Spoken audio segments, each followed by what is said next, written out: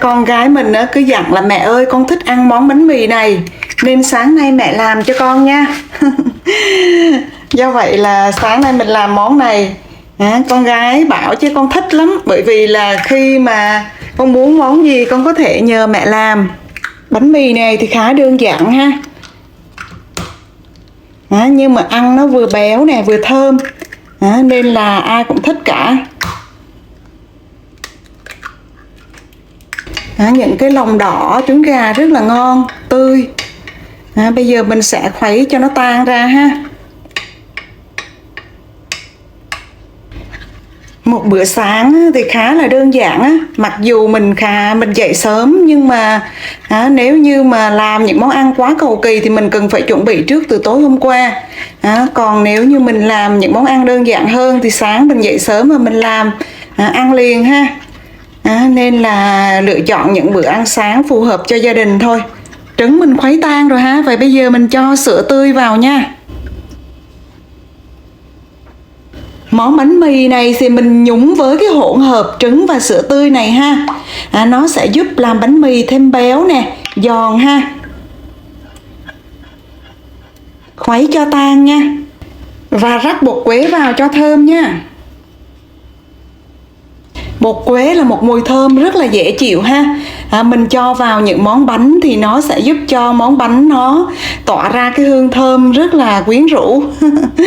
Cả gia đình mình ai cũng thích những cái bánh nào mà có mùi quế, nó thơm dễ sợ luôn. Mình cho bánh vào mình nhúng ha. Để cho nó thấm trứng và sữa đó, nó mềm ra thì mình sẽ bắt đầu nướng lên với bơ nè. Bánh mì này thì mình làm bằng cái máy làm bánh mì tự động đó ha. Và bây giờ mình cắt ra mình sẽ làm bánh mì nhúng trứng và sữa. Mình sẽ cắt dày một chút xíu ha. Như vậy miếng bánh khi nướng với bơ nó sẽ ngon.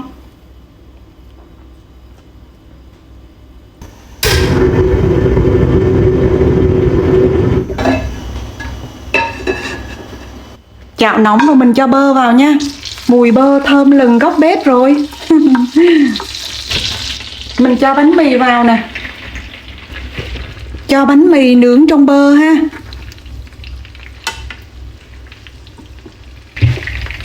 Mình chỉ để lửa nhỏ thôi ha.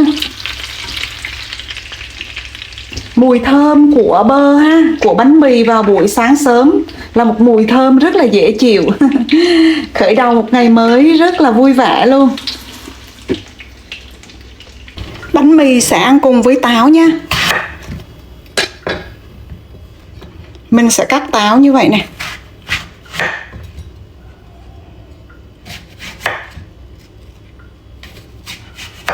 Bỏ phần lõi ha. Táo ăn chung với bánh mì này là ngon hết sảy luôn đấy nha.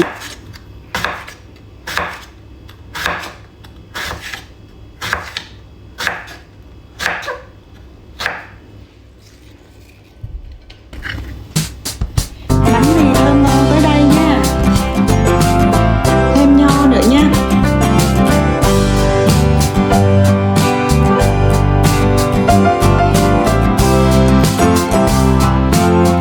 Cùng nhau ăn sáng thôi nha. Ăn với sữa đặc rất ngon nha.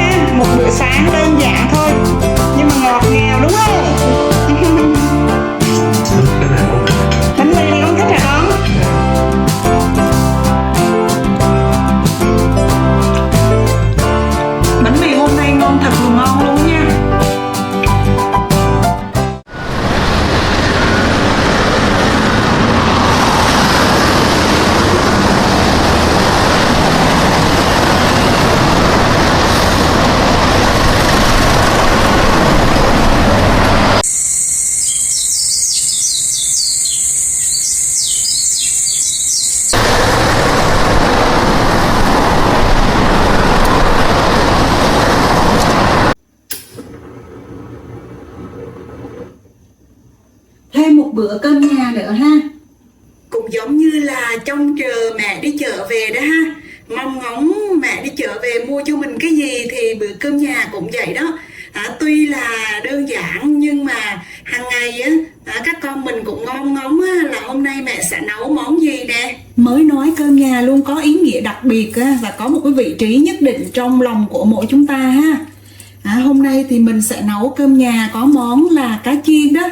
Khi chiên cá thì mình sẽ cho ít muối nha. Do vậy mà lúc nào cơm nhà mình cũng cảm thấy ngon ha, cảm thấy háo hức, cảm thấy muốn đón chờ nè. Chiên cá thì mình cho muối và để dầu thật nóng lại cho cá vào nha. Và khi cá đã cho vào chảo rồi á, thì hãy hạ lửa vừa xuống ha, đừng để lửa to để cá chín từ từ.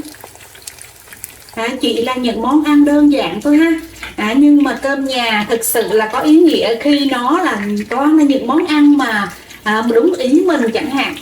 Như cái cá chiên này đây nè, gia đình mình rất là thích ăn cá thì bên ngoài nó giòn nha, nhưng mà bên trong á, thì cần phải có một độ ẩm nhất định ha, nên mình hay để lửa vừa khi chiên nè, và dầu phải đúng nghĩa là đúng nhiệt độ á, thì chiên cá nó sẽ ngon được ha.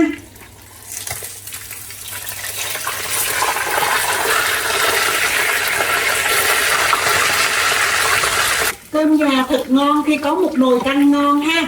Hôm nay mình sẽ nấu canh bí đao với tôm. Tôm mình tao qua rồi ha. Và bây giờ mình chờ nước sôi, mình cho bí đao vào. Bí đao đây ha. Mùa này thì ăn bí đao là ngon hết sảy luôn. Bí đao nó mát mà. Nấu với tôm nữa, vừa ngọt và vừa mát nữa. Vị canh rất là thanh mát ha, dễ chịu ha.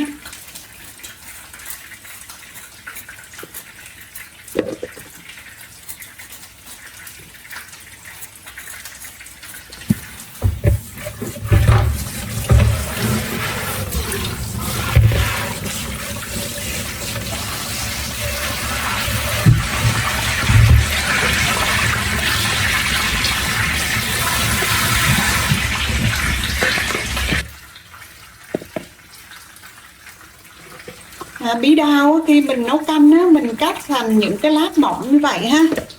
Thì khi nước sôi mình cho vào á, thì bí đao sẽ rất là nhanh chín và nó giữ được cái lượng vitamin cần thiết ha.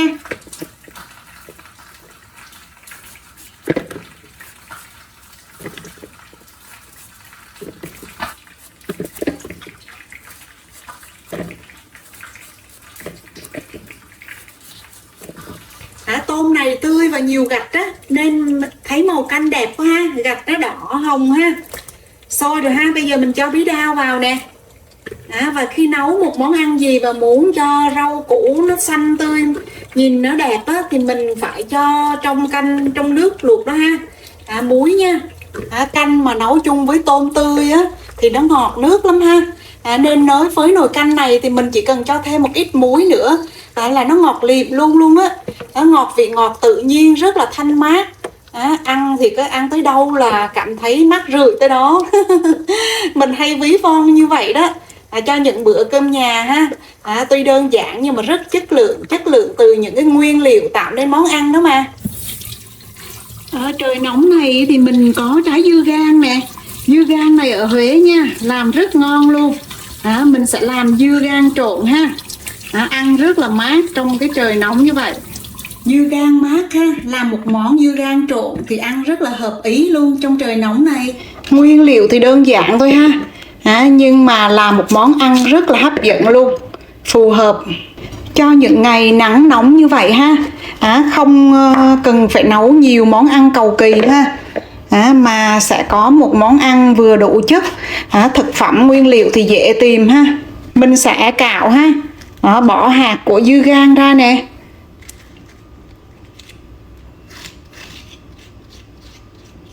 Dưa gang thì ở Huế mình cảm thấy nó ngọt hơn nha, cái vị nó ngọt hơn và nó ngon hơn cái dưa leo. Chẳng là không biết làm sao ha. Chắc có lẽ là nhiều khi cái đặc điểm thổ nhưỡng của cái đất đai ở đó nó làm cho những cái cây trồng ở trên đó nó cũng ngon hơn, có vị ngọt hơn.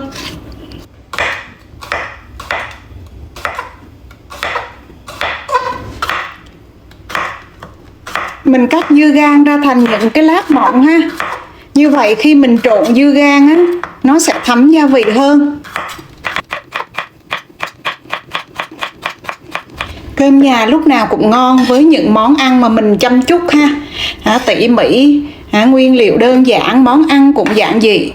Tuy nhiên các khâu và các nguyên liệu được lựa chọn phù hợp nè, và tỉ mỉ nè, ưng ý với tất cả các thành viên ha, nên cơm nhà lúc nào cũng được mong chờ và cảm giác như nó ngon hơn rất là nhiều. Cho một ít muối vào dưa gang nha, bóp dưa gang cùng với muối ha, để cho ra bớt nước ở trong dưa gang ha, và dưa gang cũng thấm gia vị hơn một chút xíu nè. Mình bóp muối với dưa gang nha. Mình sẽ xả lại dưa gang này nha, xả lại bằng nước sạch ha, cho dưa gang ra hết muối nha, xả thật sạch ha.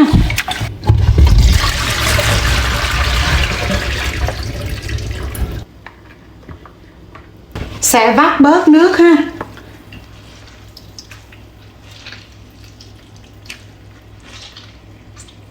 Vắt thật khô ha, dưa gang khi làm trộn thì sẽ ngon hơn ha.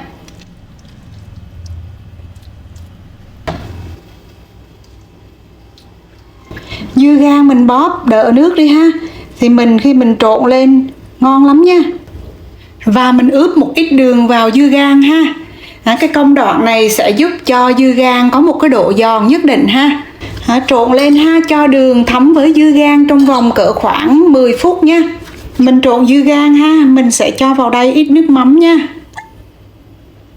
một ít tương cà ha, một ít tương ớt nha,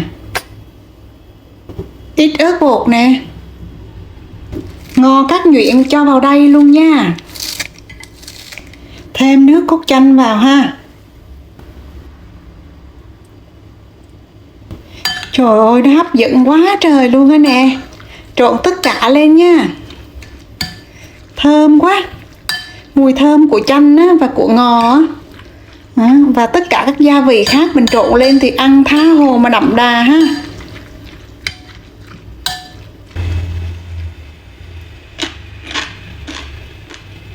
Trời ơi, giòn quá ha. Dưa gang rất là ngon nha, dưa gang trộn rất là ngon nha. Nghe âm thanh này là biết nó giòn và nó vàng rộn, cái màu thật là hấp dẫn ha. Ăn ngon lắm đó nha. Mình làm nước sốt cho cá chiên nha. Mình sẽ có nước mắm ha, có tương ớt nè, có tương cà nha, và đường ha.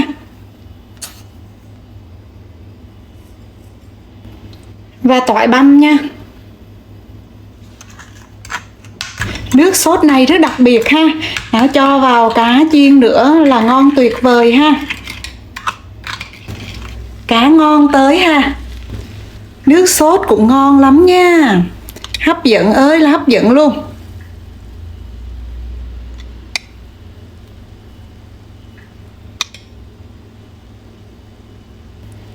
Rải thêm ít hành lá lên nữa ha.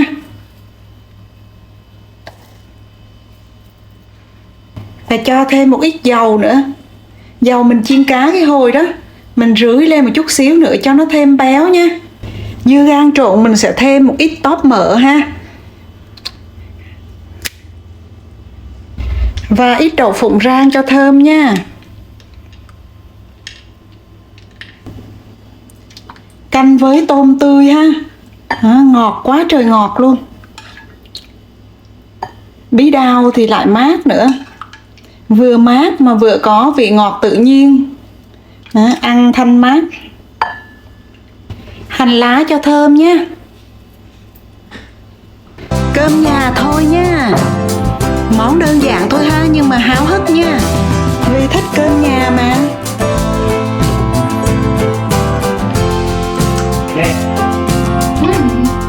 Ngon mẹ, con thích ăn cay. Món trộn đúng không? Dưa gang trộn đó nha con. Ăn ha. Mẹ thấy rồi, mẹ nếm thử, mẹ thấy nó giòn mà nó ngon dễ sợ. Thích không?